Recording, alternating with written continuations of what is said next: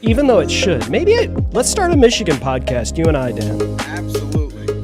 Yeah? Nobody loves Michigan more than Michiganders. Is it Michiganders? Yes, it's Michiganders. You win. All right, let's go. You got one life, for crying out loud. You might as well just give it all you got. The Deej, Dan Jordan.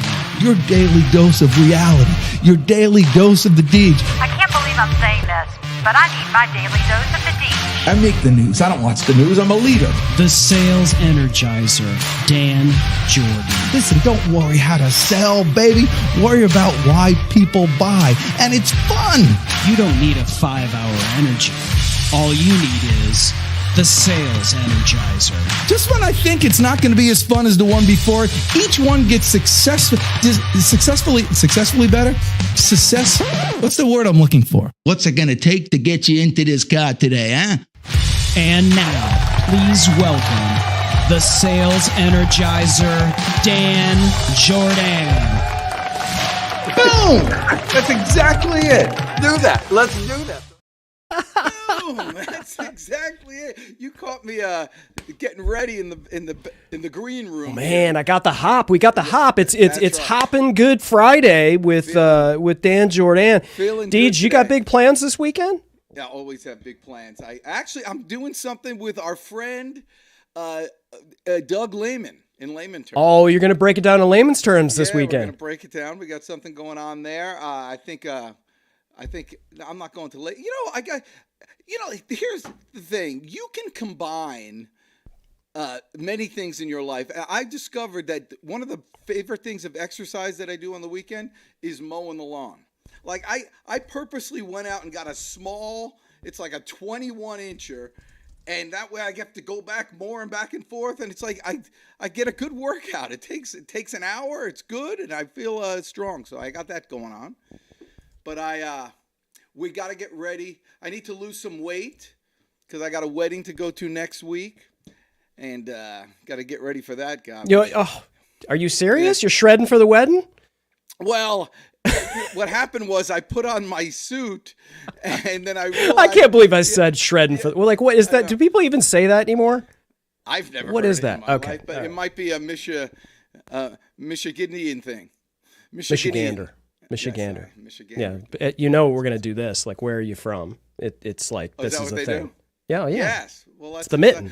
Well, so what happened was I went to get I tested out this new suit and blazer, and I'm like, I lost a button on this blazer.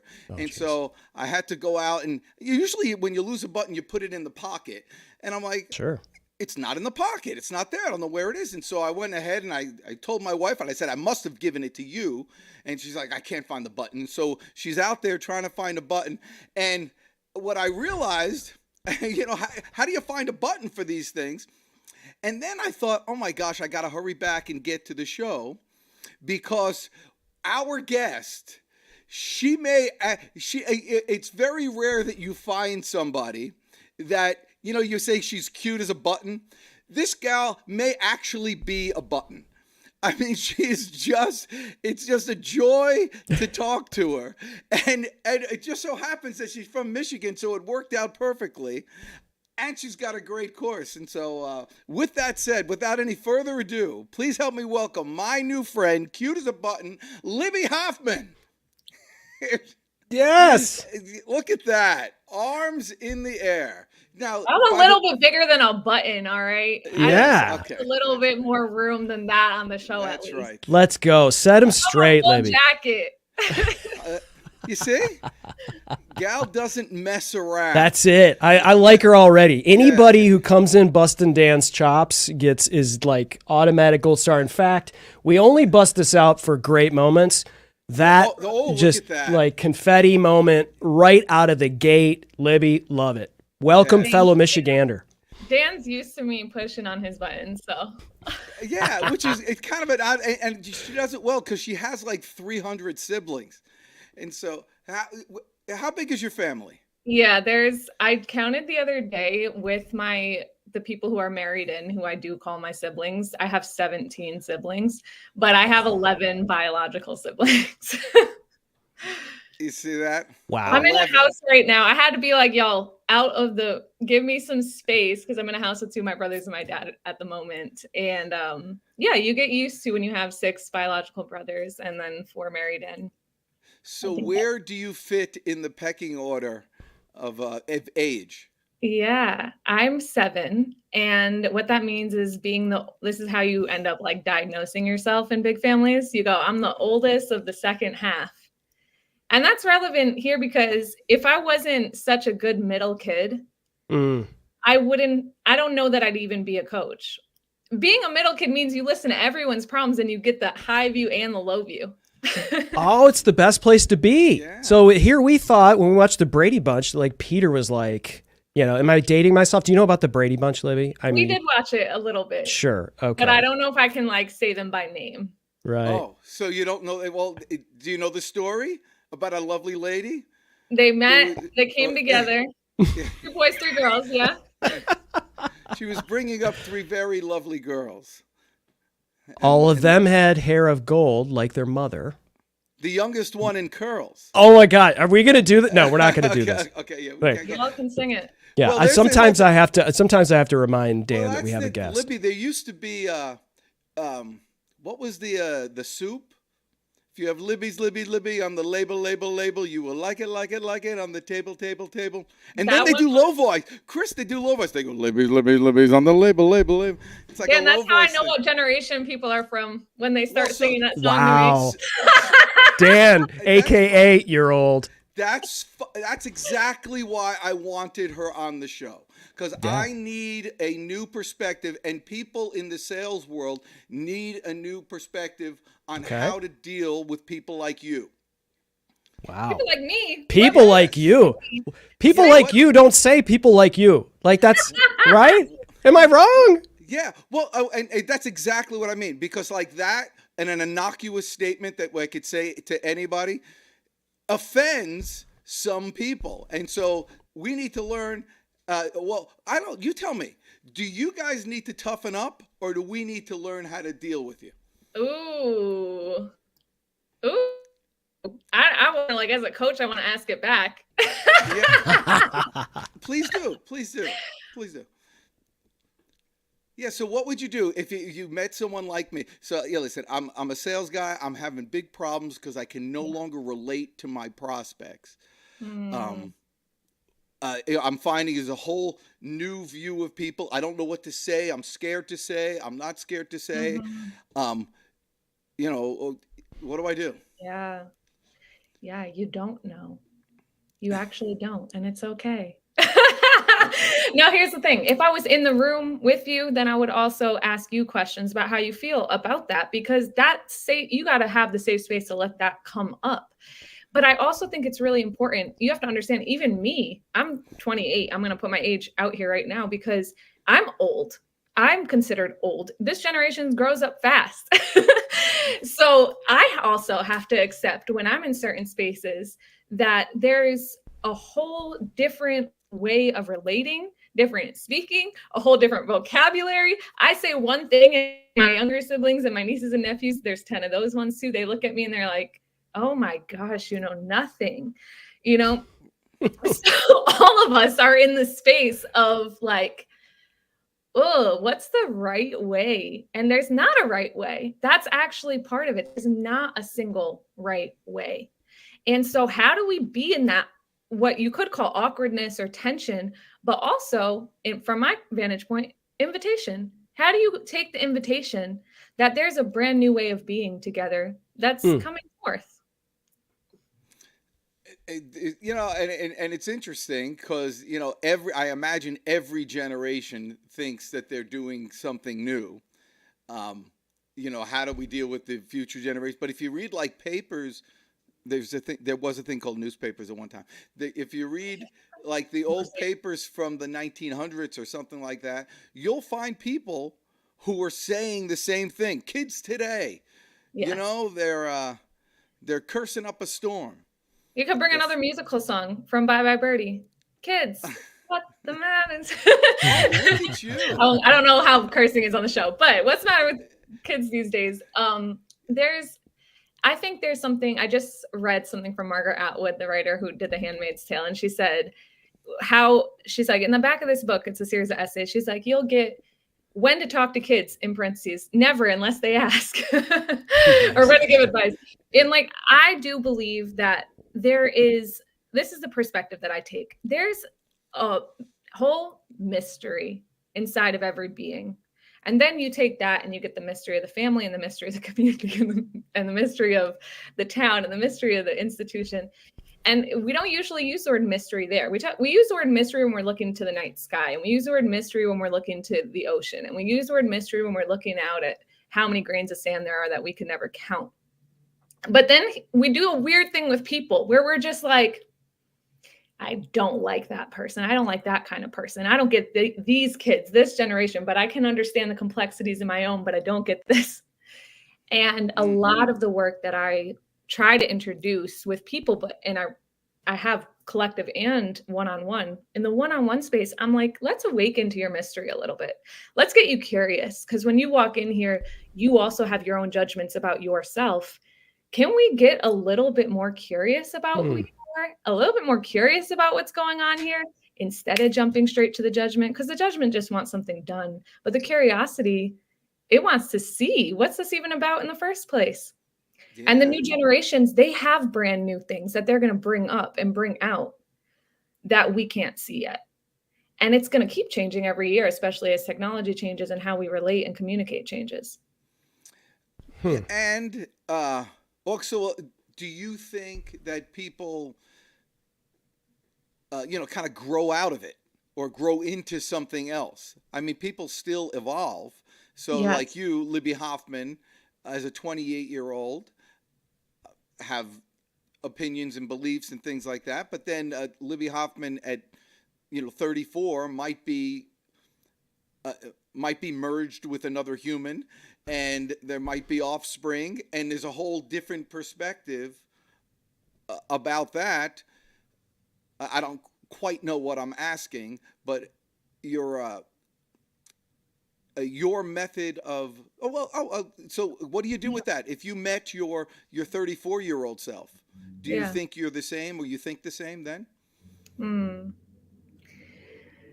I'll just give a quick example, because this question comes up in people when they're with me as well, and when they're processing. So I called someone just for their birthday yesterday, and he said, I said, do you like who you're becoming? That's what I asked. I said, no, I didn't say, do you like? I said, how do you like the person? What do you think about the person you're becoming? And that's a lot in the space that I'm offering to people. I'm offering them an invitation to be intentional and conscious about their becoming. But the other side of becoming is remembering. And so there's a lot in my work that's just pulling back layers of conditioning, be it family conditioning or other people's thoughts about who you are, to get you back to this core essence of you. And when I think about Libby at 34, Libby at 5, there's still a core part of me that's moving, shaking. There's a little young Libby who's making up songs as she's cooking dinner. And there's Libby who's in her 20s around her family that's like, oh, you're so big, you're so much. And then there's Libby 34 who's going to be like, yeah, I'm so big, I'm so much. Thanks for become I'm not waiting for permission. And that through line is the stubbornness, the persistence, the yeah, I'm big, I'm so much. Now let's make stuff with it and see where it can go. And that's what I want in people, to be able for them to be excited about that part of them and see how does that show up, whether I'm married or whether I'm with a kid, or whether I'm an adult or whether I'm playing. You see, Chris Stone, why I wanted libaciousness on the show here? Because, you have one of those names, Libby. It's like an automatic nickname, so you have to make it longer. I guess Liberace. Yeah. Oh. Yeah, but I wouldn't do Liberace because that has somebody else. I would do libaciousness. Yeah, careful, Dan. Don't hurt yourself. It's Friday. With any words. Isn't libacious a word? I love that you started, Libby, with curiosity over judgment. And I think there's a lot of humans who it doesn't matter how old they are. it doesn't matter if they're 12 and it doesn't matter if they're 62 or anywhere in between. I think, sometimes you catch someone where they're just over it and they just are seeing whatever, or they're seeing this kind of person and they're stereotyping it, and they're not going, what is it that makes this person this way? Mm-hmm. Right? Not, okay, it's my job as a salesperson to be all things to everyone. Not necessarily that, but I think in general, if you're a creative person, curiosity is the fuel, right? To really to impacting people and to being a better human, right? Is to really just kind of be more curious as to why things are happening, understand them. And I'm not saying everyone has to, do 180 degrees, pivot on their beliefs necessarily, but curiosity will at least help you to understand where that person is and how you may be able to be a little bit more, receptive, and at least have an understanding of why that person's in that place. And I just, there's not really a question there, but I am like, curiosity is the biggest fuel for me as a creator, is to understand, like, why does it do that? Like, I have to pull this apart and put it back together. And if all the parts are missing, it doesn't matter. I have to understand why this is happening. And do you think people here's a question. What is it that are the walls that people have, that keeps them from being curious about other people? That's such a good question. There's not a single answer, but this is what I would say in the way that I approach things. And I really want to name the way I approach things, because we are evolving right now in how we deal with humans, how we've exceeded our understanding in technology. And we're like, let's take this and make that and do this. With humans, though, we are thinking about us as people, and how we change as people is still pretty rigid. And then new research keeps coming out that's helping us evolve through that. And one example of that is polyvagal theory, which is some research that came out in 1994. And so I only want to bring that up because I want to spark excitement about the human. That's a huge part of me. There's a lot of frustration. I really want to spark excitement that the more we continue to learn about ourselves, the more curious we can be. And that, I think one of the reasons that we aren't curious is we're protecting. When we're in a state of protection because we've actually been hurt by another person, we tend to close off on a physical embodied level. There's an element in my work called embodiment, which means paying attention to how the body's reacting, not just how the mind's reacting. The mind is following body on this one. So if you've been hurt, we get in a very animalistic state. We actually degrade from our very complex thinking into a much more fundamental animalistic state. That's, I need to protect. And when we're in I need to protect, we do a lot of different things. We tighten, we close, we shut, we get smaller, we put our face down. When you're in that state, it's not easy to be curious because your number one thing is, I just want to survive. I just want to take care of myself. I don't want to put myself in any type of condition that's going to jeopardize my safety. That's a lot going on in one moment. Yeah.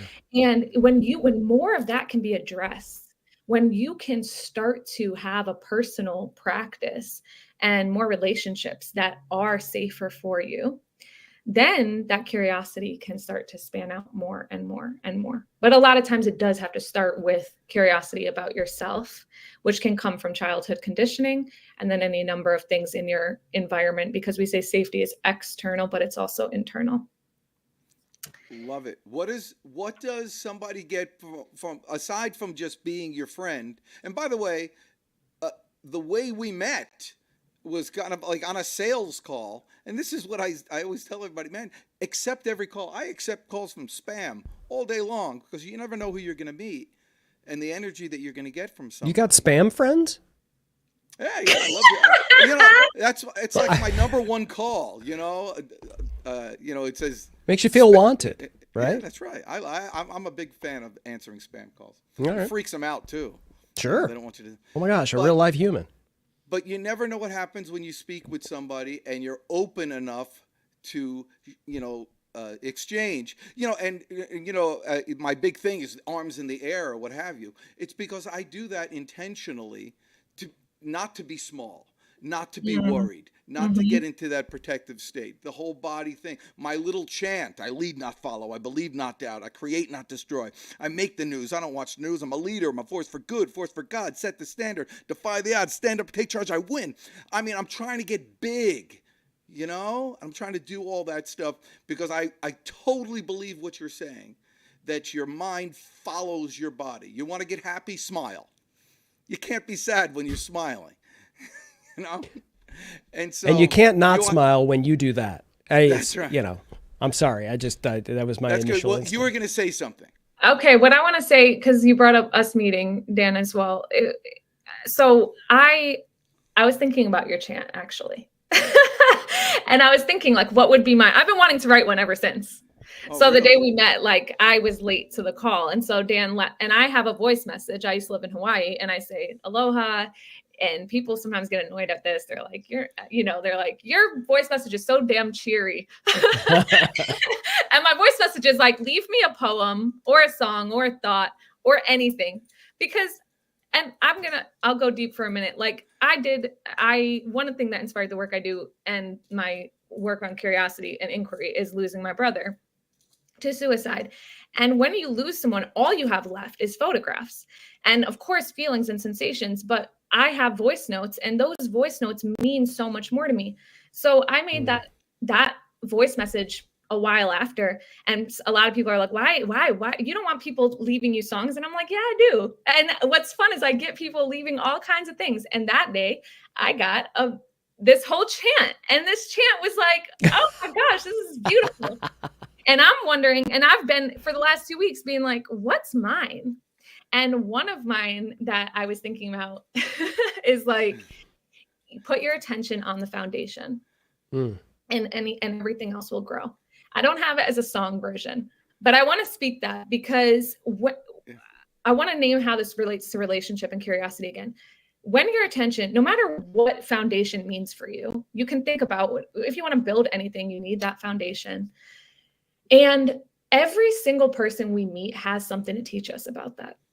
They do. It doesn't mean we need to engage. Like, I don't want to pick up the spam call. But every person is doing something to try to get that foundation right for them, even if they're doing it in a way that's not in the long run going to work. And we're different as people. And so that's what I want. You keep putting your attention on your foundation as a person, and maybe that arms raised today, and maybe it's crying tomorrow, just so that you can actually feel and acknowledge you care so much, and from that care the next thing will come. But that's the work. That's what the work is. It's building out your foundation as a person so that you can be seen and be acknowledged and be a part of this earth. That's great. Don't you feel good just talking to her? Brad Messer, some of the people are watching.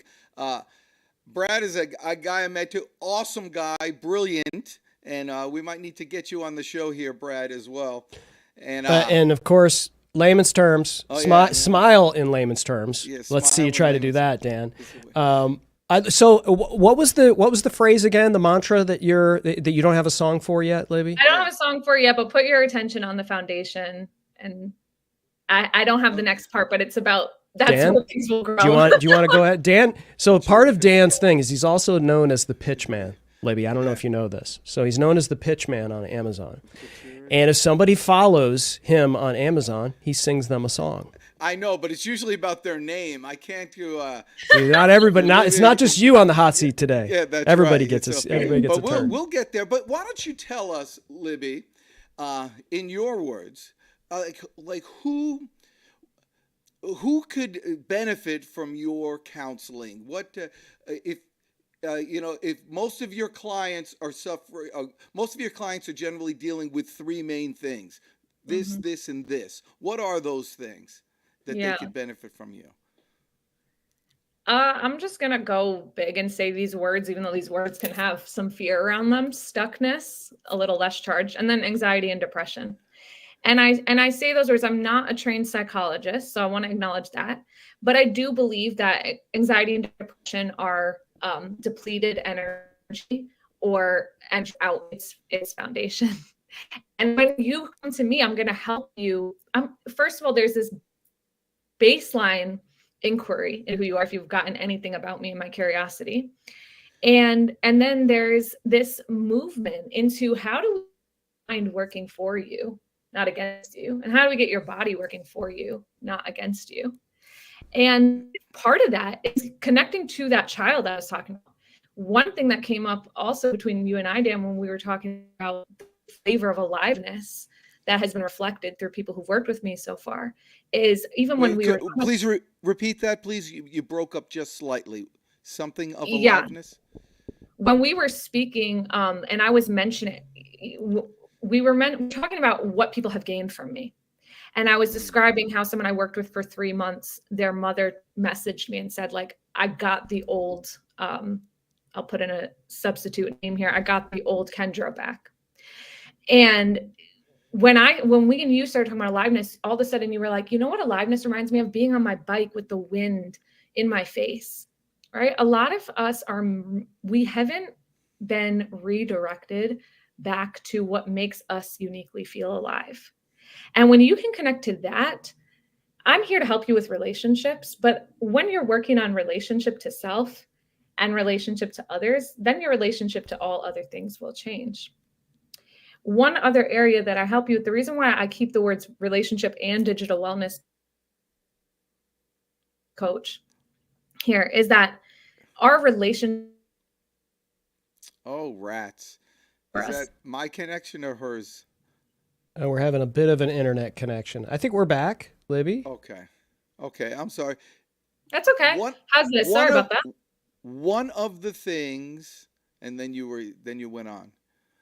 Something about connection. And then we lost connection. Just want to make sure. Is it back now?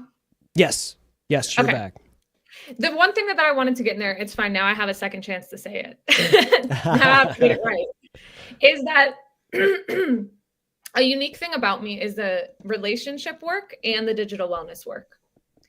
I want digital wellness being talked about because oftentimes digital wellness, you think of these, no offense, y'all, but white men who are already having a career who are like, get off your phone, get off your screen, and, just be offline. But that's most of us, we are engaged online. Our work environment's online. Our relationships are online.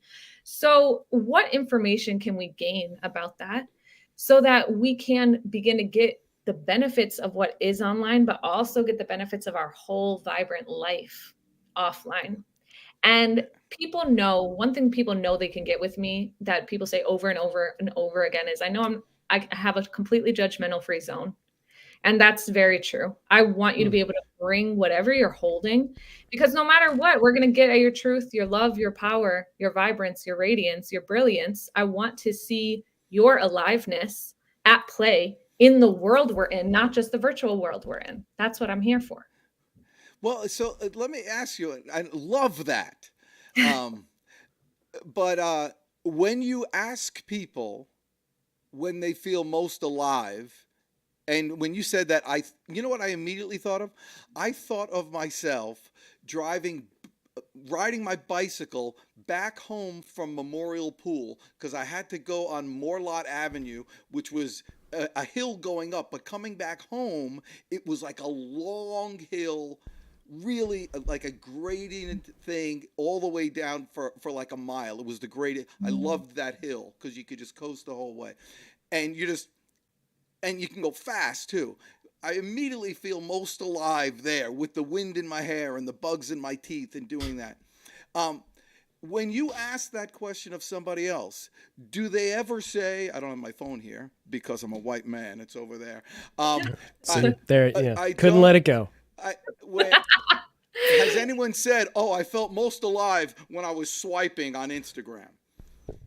No, all right. I haven't gotten it yet. I've never gotten online is where I'm most alive. Right. Okay. But I do just want to say, because I'm not like, I was trained as a user experience designer before I was into the embodiment work. I love design. So I really I'm also not here to just say, let's avoid or let's move away from the technology alone. I want the technology to be designed in ways that help and support human aliveness as well. But I want the best of both. Just like I don't want to get rid of a calculator, because a calculator can do amazing things, and it doesn't mean we give up math. I don't want to get rid of my imagination. I want to use my imagination to its depths outside of my digital world. But I also love that the digital environment for me, as someone who graduated it at the age of, at 2017, I hopped right into the world. I was able to do that, to travel around the world for 10 months because of the internet. I was able to couch surf. I was able to stay in random people's houses. I was able to volunteer inside of farms. Like, I'm an unconventional person, but that's the power of like, what is the best of who I am and what is the best of what this technology is? And what can I do now that no other woman in history could have done? What can I do now that no other man in history can have done? You know, I didn't just mean to make a statement about any one type of person. We all have new options that literally didn't exist before. No, Oh, sure. I mean, you're so delicious. I love this. Listen, please know this. You talk about being non-judgmental. It's impossible to offend me. I'm from New Jersey. I don't think it's. We even keep legal. trying, Libby. We keep trying. But you know what I find there, and maybe you can speak to this, because there is some research behind it, that people are more creative when they're younger. I think Einstein said if you didn't change the world or come up with your thing by 30 or something, you're probably not going to do it. And so, I mean, it's just a mind that does that. But I mean, it's not. That doesn't stop curiosity. I respectfully disagree. Listen, I was not more creative when I was younger than I am now. At least I don't think so. I literally have zero stats to argue my point. So I like you bringing it. I want to hear your thought too, Chris, but I love you bringing it, Dan, because one thing I mentioned earlier is I want people excited about how research also is going to influence what we know. And we know neuroplasticity is a bit, and I know someone who was listening was popping in some psychologist stuff in the chat. So I'm like, bring in the spirituality, bring in the science, bring in from your vantage point. Because a lot of times we use our different vantage points as a point of conflict. So we're like, well, this is, we especially don't go into all that a human can be because we get stopped. Well, this is my religious framework, or this is this framework. These are all ways of perceiving. And no matter what, when we're actually facing aliveness for the self, for the family, for all of us, we're going to need different viewpoints. And I'm not here to say I can resolve every different viewpoint, but I'm saying let's get curious. And what neuroplasticity shows us is that the brain does change. And I believe that creativity also is not just an independent act, but also a group act. And if we, there's different, like Tony Robbins and different people, Joe Dispenza, people who are really working on human potential. What they say a lot of times is you're either going to change because you chose it, or you're going to change because you're forced to. And that's what I think creativity is. We do get really creative when we're forced to be, but let's also get really creative when no one is forcing us to, just because we want to see what we can become, just because we want to see how much better, bigger, more alive this moment can become. And you can try this out like when you're on a date with your spouse, if you're already married, when you're out with a friend, you start by saying something that's a little bit more true, that's a little bit more edgy, that's a little bit more like. Now you're getting us into trouble, Libby. Now you're getting us into trouble. Now we're getting marriage advice. I mean, about those jeans and your butt. All I'm saying is this is what creativity and relationships are connected. That's what I want people excited about. I do enjoy this, and I love looking at all viewpoints, and I love actually being wrong about a lot of things, and and it's fine. What I found just in my personal life, though, is what happens is I am still creative, but I enjoy I like this. Like, these are Hardy Boys books. I'm just looking at. I mean, all Hardy Boys. Hardy Boys. Yeah, I got old. And do you have Nancy Drew as well? Yes. I got old Tarzan. Do you have anything that was written before 1958? I mean, This is stuff No. that's actually even before my time or what have you, but reading it is so enjoyable to find out people's perspective of the time and how they write and the things I mean, they start talking about cannibals and this and all that stuff. I mean, half the stuff we can't say anymore. It's so refreshing to see just, their perspective of this thing. So is it refreshing because you wish that it were more like that, or is it refreshing that like we've evolved that we don't have to, like some of the I don't know about you, but I like there's some times where I was like, I watched this movie as a kid and then I'd bring my kids in and go, oh, everybody, let's gather around and watch this movie. And then 10 minutes into it, you're like, let's not watch this movie. Never mind. Just, yes, this is not the movie I want my kids to see. That's from 1982, which was not really that long ago. And you're like, old people say that. But I mean, but I'm a little bit more like, I don't go, I wish we could still say that, or I wish we could still do that. I go, okay, I'm kind of glad we don't, right? To me, it's. I appreciate that, but I think it's, I don't wish, things are what they are, but I always have to fight against the thought that we're smarter now than there was, years ago. There were, the Romans, the Greeks, the Mesopotamians, the Aztecs, they built huge, huge societies, great buildings, all that stuff, and philosophers and real thinkers. And we're still doing that today. But, to think, oh, we've evolved into something, into a greater thing. We've evolved. We get to ask. We get to ask questions too. I think we get to choose. Choice is a big, I love emphasizing two different things also when I'm working with people. I love imagination, and I want people to access that side of themselves, of what's possible.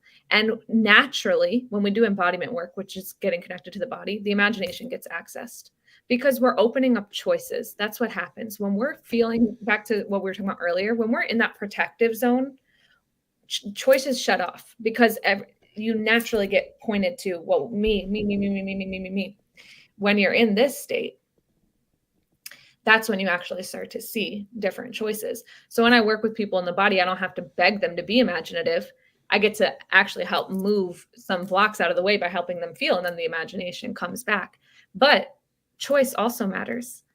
I love to say, I had someone the other day and they were feeling so sad because they haven't gotten to experience the level of romantic love they've wanted, but they've lived this very vibrant career. And I just put it past this person. I said, I want you to imagine a different man was sitting before you. This person was 49. I said, a different man sitting before you. He's also 49. He's had the love of his life, the family of his life. He's gotten everything he's wanted there, but he's never lived his career.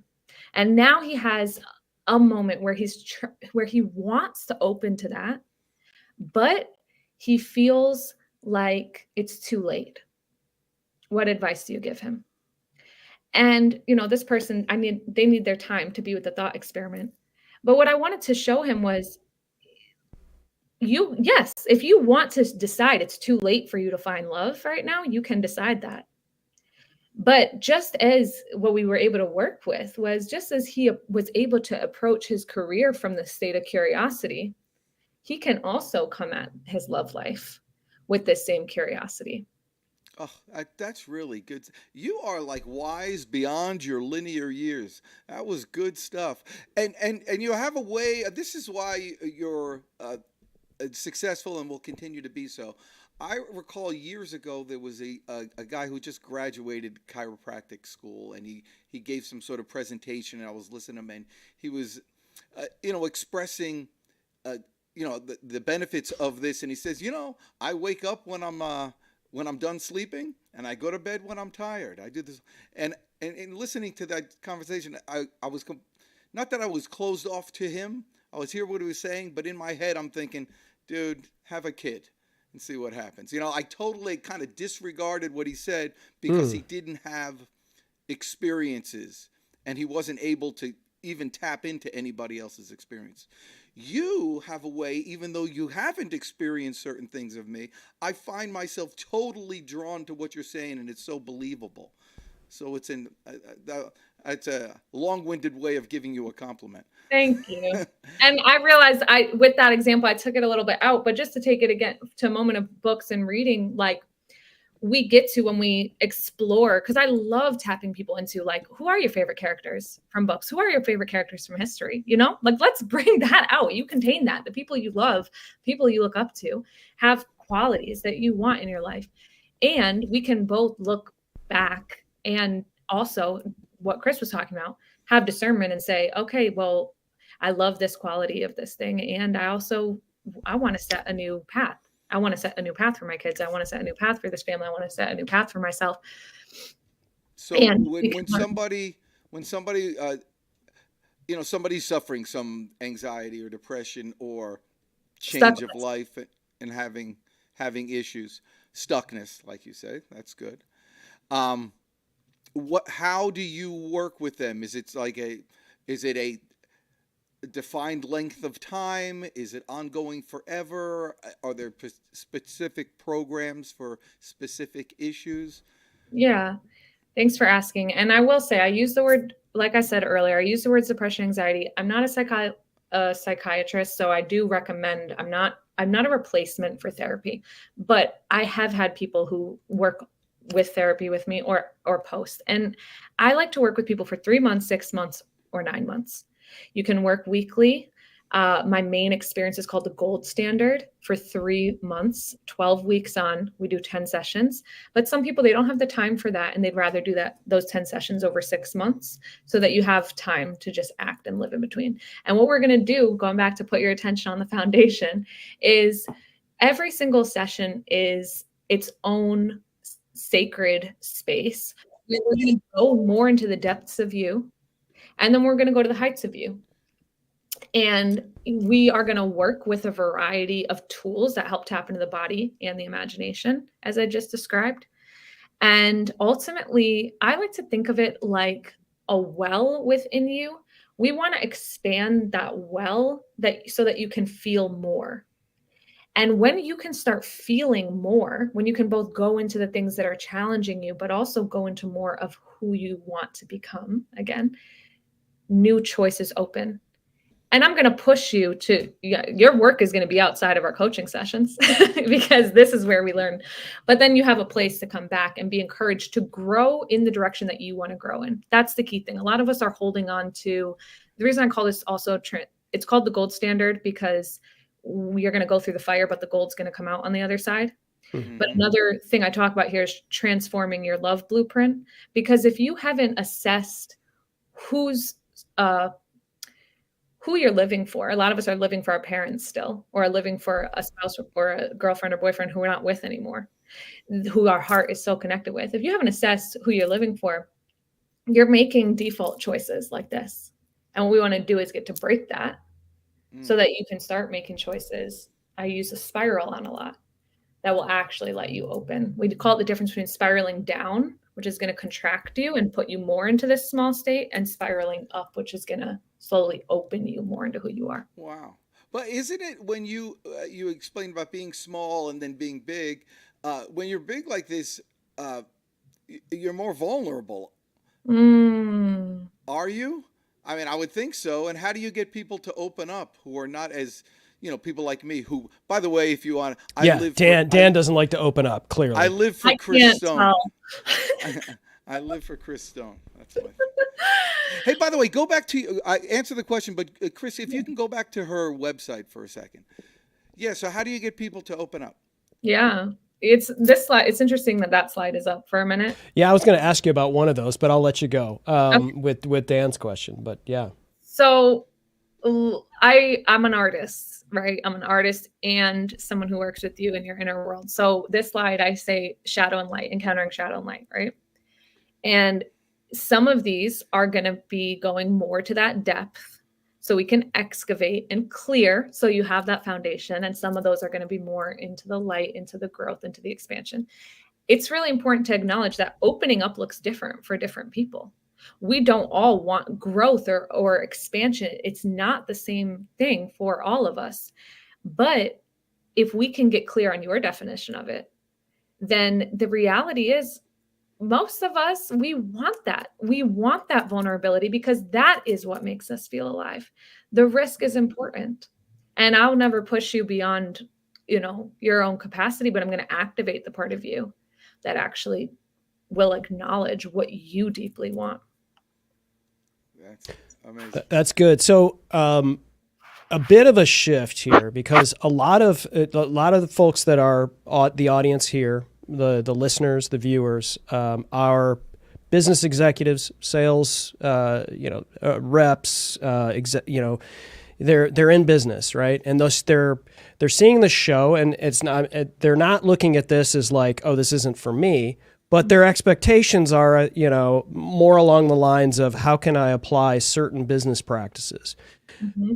Can you talk about how important you feel this is to someone and how they can apply it to things outside of just maybe a personal relationship with a partner, or, becoming, just sort of like self-care or something? Somebody that looks at this and goes, this is a bunch of woo, right? Mm-hmm. And, how does this apply to our audience that may be a little bit more on the buttoned up executive style? Well, you're all right. It is a bunch of woo. So back off if you don't want to be here. Just kidding. Excellent. It's interesting. I've never heard woo. I've heard woo woo, but woo is short for woo woo. Sambo, it's an important here. I want to I'll answer it in two ways. Okay, Please. The first way of me saying it is a bunch of woo is important, so that I'm not fighting with you on it. Mm-hmm. Because as an example, I have a brother who's a pharmacist, and I'm a fitness instructor as well. All of this love of, the working with the body, working with the mind. We approach problems differently. But his work is needed in the world, and my work is needed in the world. And it's not either or. So that's the first part, is that there is an attraction to my work. The reason why I say it is woo is you got to want something different if you're going to seek me out. But the reason it's not woo, the reason this is highly applicable is you have to make courageous and bold choices every single day, every single sale you step into, every single room you step into. Are you commanding the room or aren't you? Are you walking? Which version of you is stepping in?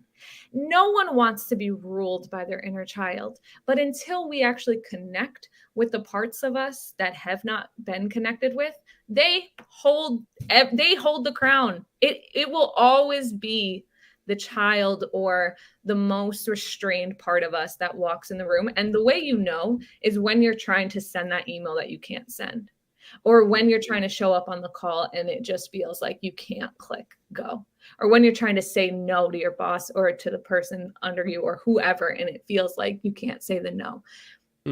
These are moments where you're getting little pings. You might still be a highly successful person, but when you're getting those little nudges that you so desperately are ready to break through, that's when you call me and we'll work together. Look at that. That was great. Go to the website. I want to see something, Christone, because I saw a shape. Go just to the front page. We're looking for shapes now? Tell me. Yeah. Okay. If you go back to the coaching, the Are you looking for the Elegance Lab shape? Tell me a shape. Describe the shape, Dan. It says golden something. The gold standard. If you click next. There we go. Right here. Yeah, so that shape, is that the magic or the golden formula or the golden? Is that what that is? That's the golden spiral. The golden spiral, yes. Yep. So Chris Stone doesn't know about this. This is only us highly intellectuals. I'm here I'm not the gold standard. I'm more like the copper standard, or the recycled aluminum standard over here.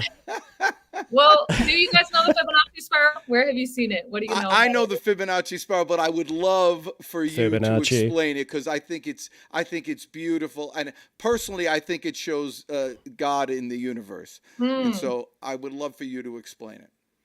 All right. I love the Fibonacci spiral as well. And to tie it back to business for a moment, I had a person reintroduce the Fibonacci spiral to me whose company decided to designate tasks in weight based on 1, 1, 2, 3, 5, 8, the number. Fibonacci is numbers yes. repeating, right? So they made an executive choice to name tasks based on weight. And that way they wouldn't keep giving their energy to the small things. They would wait until they had, let's say, a group of level 1 items, put them all together and complete them. If there was a level 21, they went up to 21. If they had a level 21 item, they would work with that heavy item. So that was the first time I actually saw it in a business context. And I began playing around with that because a lot in our world is very linear. And we're looking, if I could just take one step and one step and one step. And there's certain moments where that one step really matters. We all want to get 1% better every day. But there's other moments where you want to shift the whole foundation. And Peter Thiel wrote the book 0 to 1, where he said, the hardest thing is not going from 1 to X. Someone built a phone, you build the next better phone. That's just one level of innovation. The hardest thing is going 0 to 1, is when you have that there is no phone in existence and you make the phone. You make the car, you make the faster horse. If you would have asked people, they would have said faster horses. And I was working in fitness. I thought, what if I applied this to humans instead of just trying to get people who are glossing through their phone saying, I wish I could lift a heavier weight. And they're coming and they're saying, I just want to lift this number, look like this. How could I help them understand their own 0 so that I could get them from 0 to 1? Because if I can get them from 0 to 1, that's that tiny little part of the spiral. Then I can get them on the expansion curve, and then they can go then the next hardest thing is getting from 1 to 1, and then from doubling that 1 to 2. And then it's going to actually expand exponentially, but they have to understand their own 0. And that's what I want people to be able to understand their own 0. And I have another teacher who explains it as, if you try to get somewhere in GPS, but you don't put the starting destination, you don't know what the path is going to look like. I want to meet you honestly at your starting destination so that we can get you in that upward spiral. That's beautiful. Boom. And if you look at that spiral, it's galaxies. The way it looks, it's the same thing. Well, that's wonderful. So I love the thought here. This is the creative mind in me and the curious mind. It's like, look how the wave fits in with the design here. Like, I can't look away. Yeah. I have to this is good. And I have it in the rose as well, because we see the spiral in other places. We see the spiral in the shape of your ear. You see it in a snail shell. You see it in the way hurricanes look.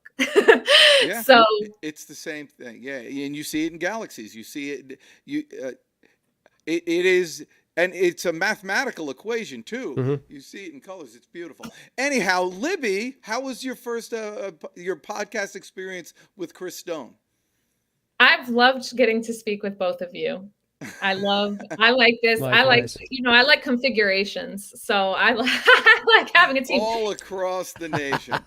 Wait, before we close, Chris wanted to say something earlier about creativity, and I feel like we jumped past it. It was about whether creativity is limited to a certain age or continues. Do you feel like you got that thought out, Chris?